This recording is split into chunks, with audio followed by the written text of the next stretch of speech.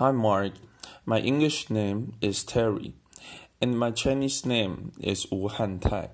My student number is S04411054. I'm also a junior with English major in the English conversation class. Today, I'm going to read the speech by Jamie Heywood, titled as The Big Idea My Brother Inspired.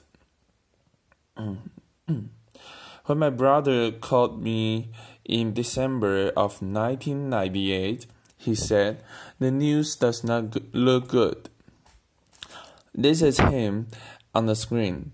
He'd just been diagnosed with ALS, which is a disease that the average lifespan is 3 years.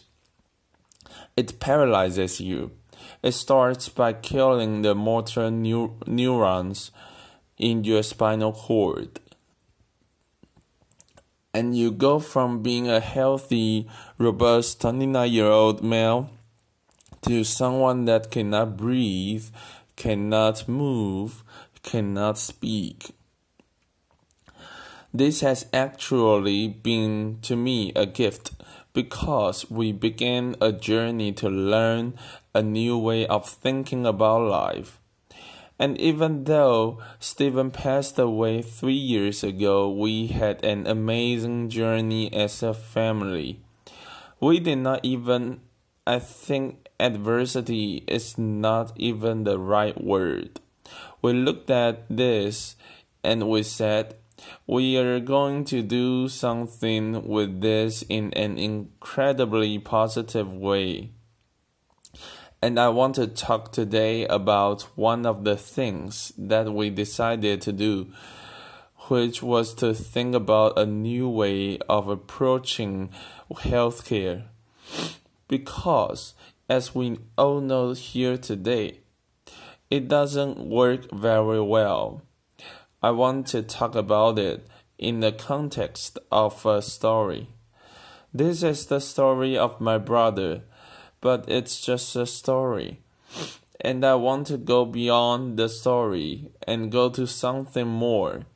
Given my status, what is the best outcome I can hope to achieve? And how do I get there? It's what we are here to do in medicine. It's what everyone should do. And those questions all have variables to them. All of our statuses are different. All of our hopes and dreams, what we want to accomplish is different, and our paths will be different. They are all stories.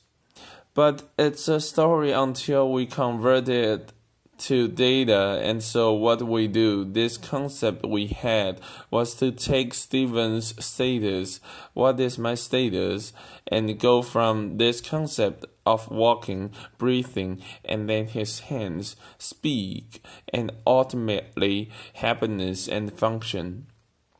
So the first set of pathologies, they end up in the stickman on his icon. But the rest of them are really what's important here. Because Stephen, despite the fact that he was paralyzed, as he was in that pool, he could not walk. He could not use his arms. That's why he had the little floaty things on them. Did you see those? He was happy. We were at the beach. He was raising his son, and he was productive.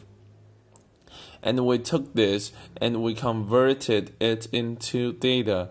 But it's not a data point at that one moment in time. It is a data point of Stephen in a context.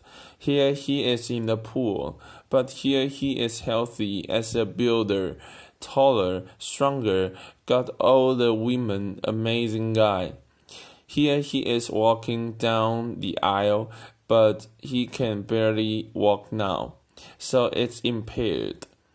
and he could still hold his wife's hand, but he couldn't do buttons on his clothes.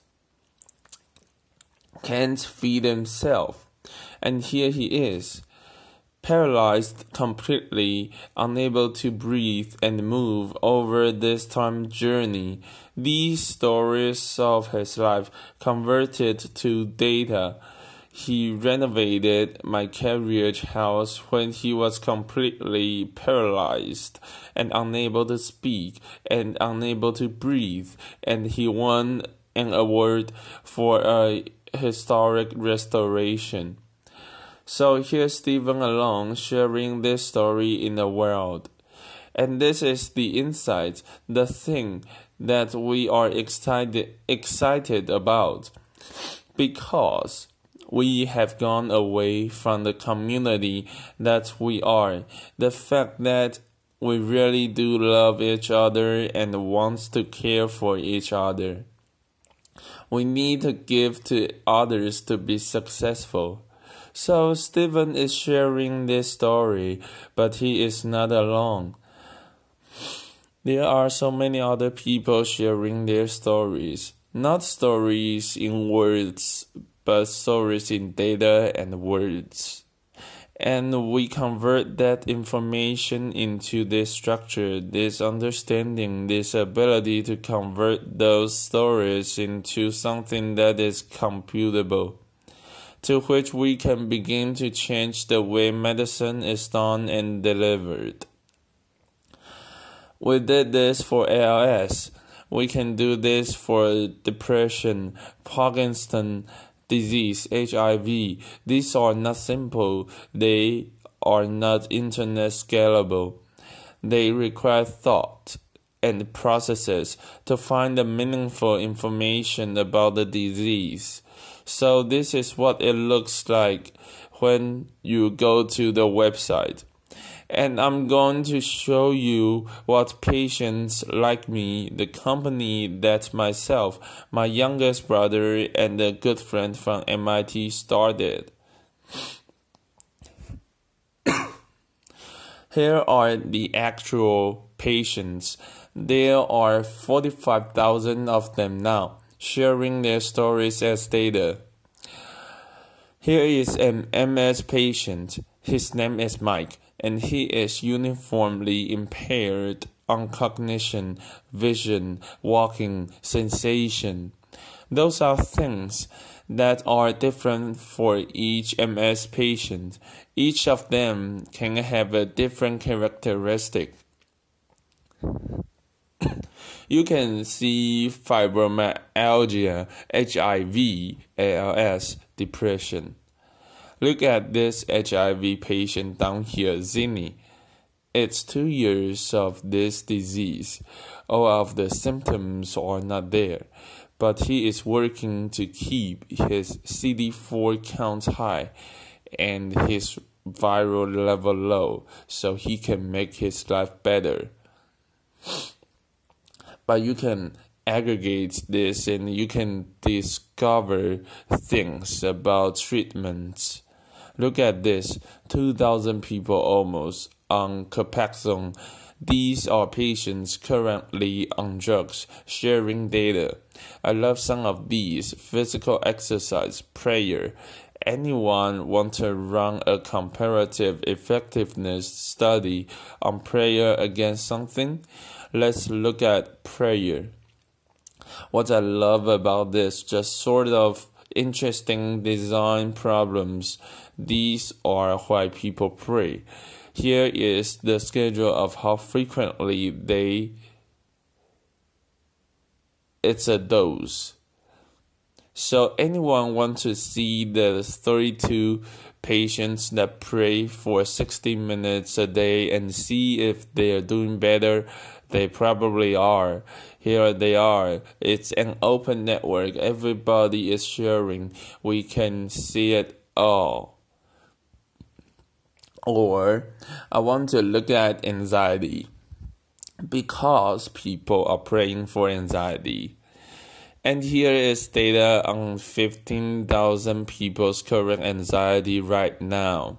Here they treated the drugs, the components of it, their side effects, all of it in a rich environment, and you can drill down and see the individuals. This amazing data allows us to drill down and see what this drug is for. 1,500 people on this drug, I think.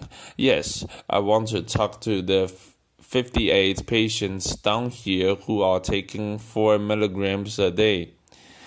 And I want to talk to the ones of those that have been doing it for more than 2 years. So you can see the duration, all open, all available. I'm going to log in. And this is my brother's profile. And this is a new version of our platform we are launching right now. This is the second generation. It's going to be in Flash, and you can see here as this animates over Steven's actual data against the background of all other patients against this information. The blue band is the 50th percentile. Steven is the 75th percentile that he has non-genetic ALS. You scroll down in this profile and you can see all of his prescription drugs. But more than that, in the new version, I can look at this interactively. Wait, poor spinal capacity. Doesn't this remind you of a great stock program? Wouldn't it be great if the technology we use to take care of ourselves was as good as the technology we use to make money? That's true. In the side effects for his drug, integrated into that, the stem cell transplant that he had, the first in the world, shared openly for anyone who wants to see it. I love here the cyberkinetics implant, which was again the only patient's data that was online and available. You can adjust the time scale, you can adjust the symptoms, you can look at the interaction between how I treat my ALS. So you click down on the ALS tab there. I'm taking 3 drugs to manage it. Some of them are experimental. I can look at my constipation, how to manage it. I can see magnesium citrate and the side effects from that drug are integrated in the time in which they are meaningful. But I want more. I don't want to just look at this cool device. I want to take this data and make something even better. I want my brother's center of the universe and his symptoms and his drugs and all of the things that interact among those, the side effects, to be in this beautiful data galaxy that we can look at in any way we want to understand it, so that we can take this information and go beyond just this simple model of what a record is. I don't even know what a medical record is. I want to solve a problem. I want an application. So can I take this data, rearrange yourself, put the symptoms in the left, the drugs across the top, tell me everything we know about Steven and everyone else and what interacts. Years after he's had these drugs, I learned that everything he did to manage his excess saliva, including some positive side effects that came from other drugs, were making his constipation worse. And if anyone's ever had severe constipation and you don't understand how much of an impact that has on your life? Yes, that was a pun. You're trying to manage these, and this grid is available here, and we want to understand it. No one's ever had this kind of information, so patients have this. We are for patients. This is all about patient healthcare. There was no doctors on our network. This is about the patients. So how can we take this and bring them a tool that they can go back and they can engage the medical system? And we worked hard and we thought about it and we said, what's something we can use all the time, that we can use in the medical care system that everyone will understand? So the patients printed out because hospitals usually block us because they believe we are a social network. It's actually the most used feature on the website. Doctors actually love this sheet, and they're actually really engaged. So we went from this story of Stephen and his history, to data, and then back to paper, where we went back and engaged the medical care system. And here's another paper. This is a journal, PNAS. I think it's the Proceedings of the National Academy of Science of the United States of America. You've seen multiple of these today when everyone's bragging about the amazing things they've done. This is a report about a drug called lithium. Lithium, that is a drug used to treat bipolar disorder, that a group in Italy found slowed ALS down in 16 patients and published it. Now, we'll skip the critiques of the paper. But the short story is, if you're a patient, you want to be on the blue line. You don't want to be on the red line, you want to be on the blue line, because the blue line is a better line. The red line is way downhill. The blue line is a good line. So we looked at this, and what I love also is that people always accuse these internet sites of promoting bad medicine and having people do things irresponsibly. So this is what happened when PNAS published this. 10% of the people in our system took lithium. 10% of the patients started taking lithium based on 16 patients of data in a bad publication. And they call the internet irresponsible. Here's the implication of what happens. There's this one guy named Humberto from Brazil, who unfortunately passed away 9 months ago, who said, hey, listen, can you help us answer this question? Because I don't want to wait for the next trial. It's going to be years. I want to know now. Can you help us? So we launched some tools. We let them track their blood levels. We let them share the data and exchange it, a data network. And they said, Jamie, PLM, can you guys tell us whether this works or not?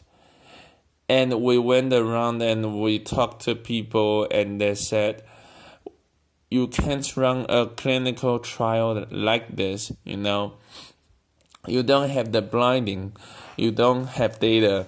It doesn't follow the scientific method. It's never going to work. You can't do it.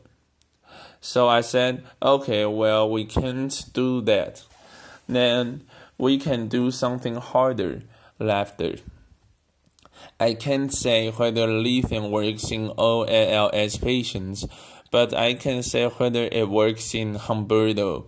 I bought a Mac about 2 years ago. I converted over, and I was so excited about this new feature of the time machine that came in leopard. And we said, because it's really cool. You can go back and you can look at the entire history of your computer and find everything you've lost. And I loved it. And I said, what if we built a time machine for patients, except instead of going backward, we go forwards? Can we find out what's going to happen to you so that you can maybe change it?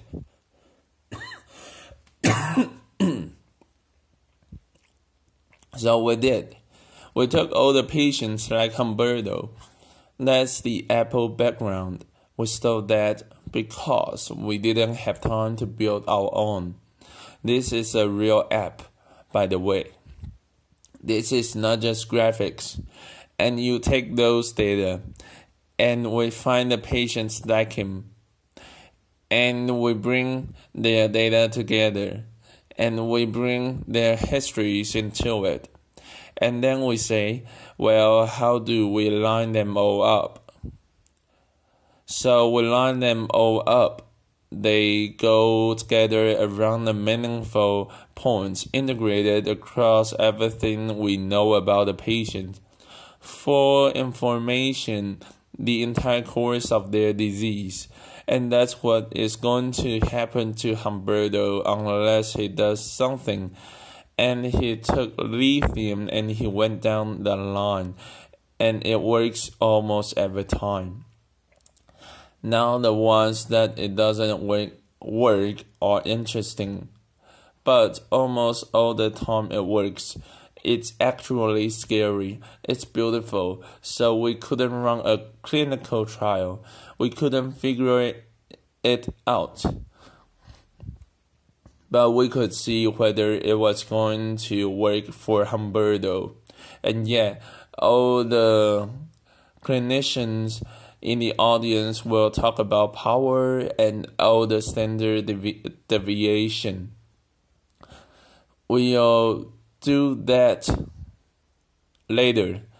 But here is the answer of the mean of the patients that actually decided to take lithium. These are all the patients that started lithium.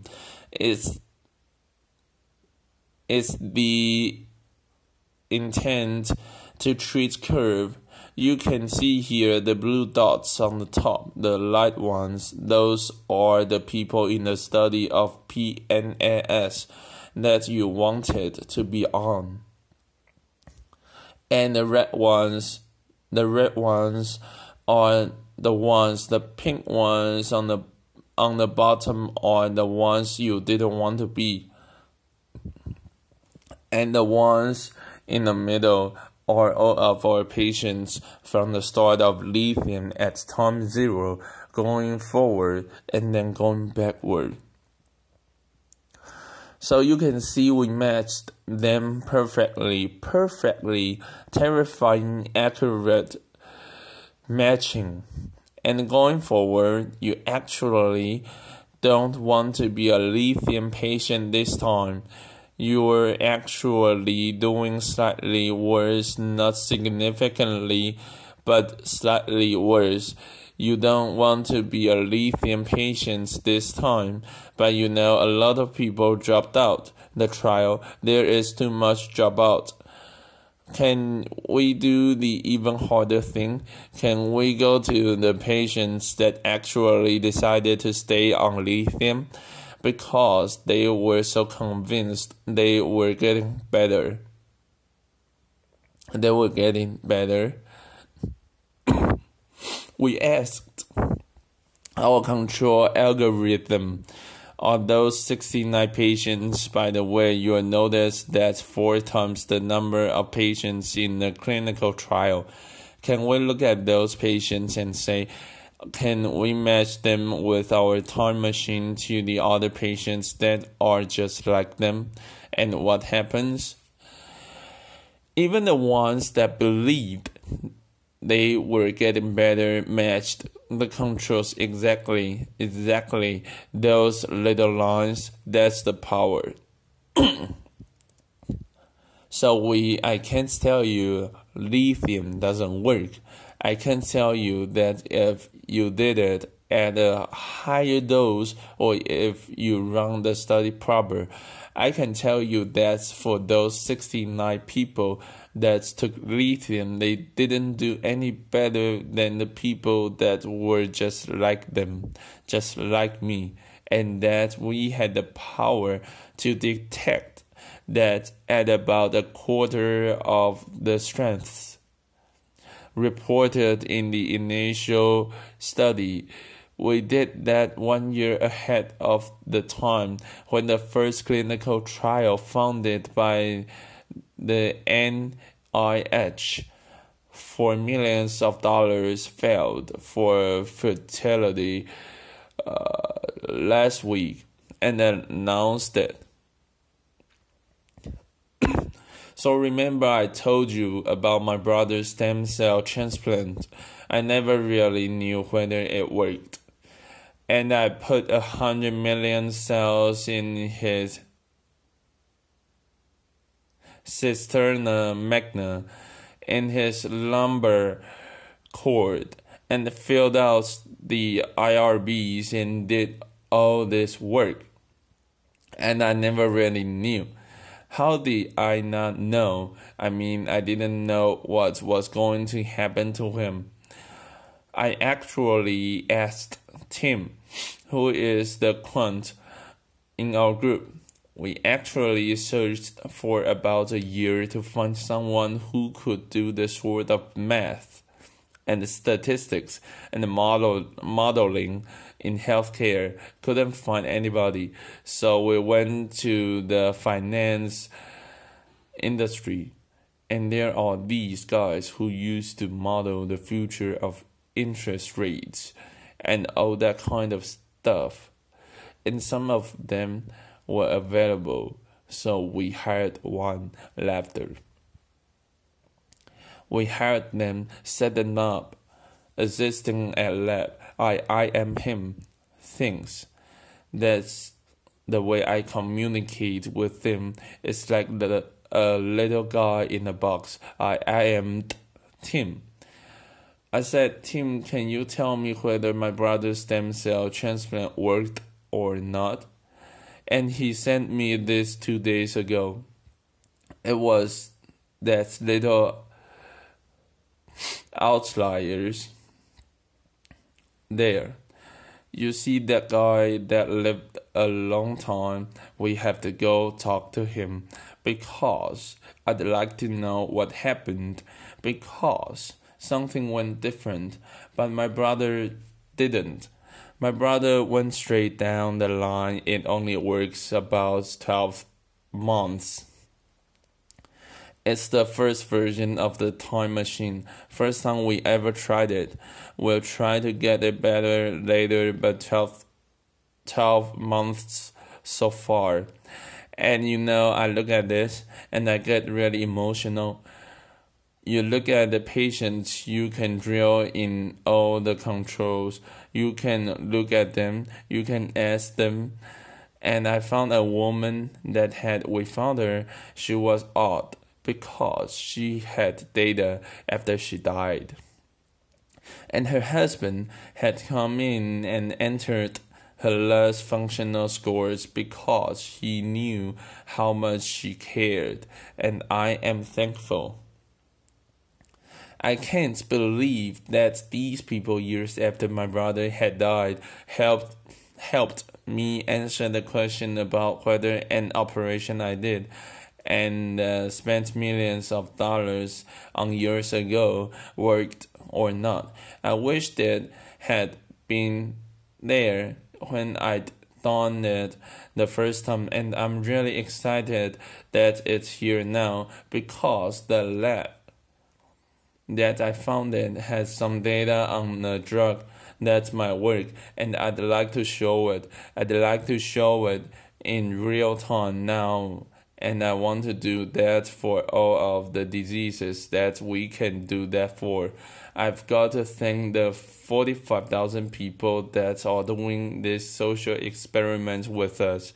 There is an amazing journey we are going on to become human again and be part of community again, to share of ourselves, to be vulnerable, and it's very exciting. So thank you. Applause.